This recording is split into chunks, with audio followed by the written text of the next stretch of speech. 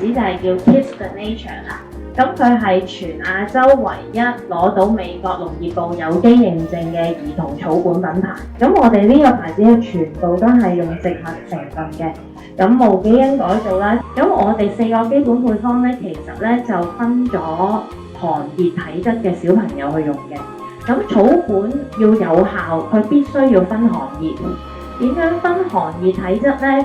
就係用佢嘅病史去分嘅，即係唔係佢今次病嘅狀態。即係譬如佢大部分90%嘅病，佢都係會有黃綠色鼻涕，佢會有喉嚨痛，咁呢，佢就屬於熱性體質啦。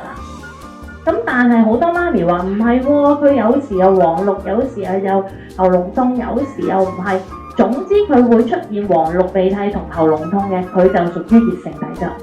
即係譬如我個細路仔得幾個月嘅啫，佢冇呢啲情況，咁正常我哋會建議咧，你叫媽咪帶佢睇醫生啦，醫生睇下佢有冇喉嚨發炎。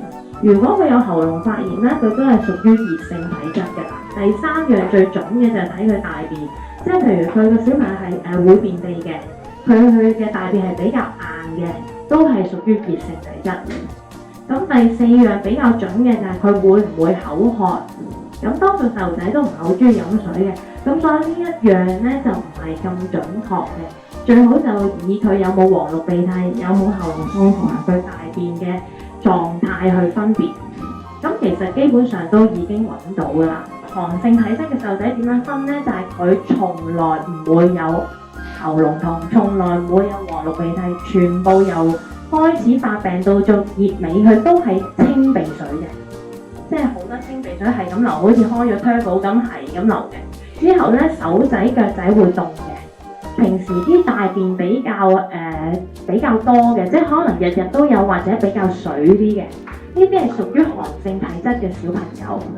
咁其實你會話啊，一個人咁複雜，點會淨係分寒熱呢？係嘅。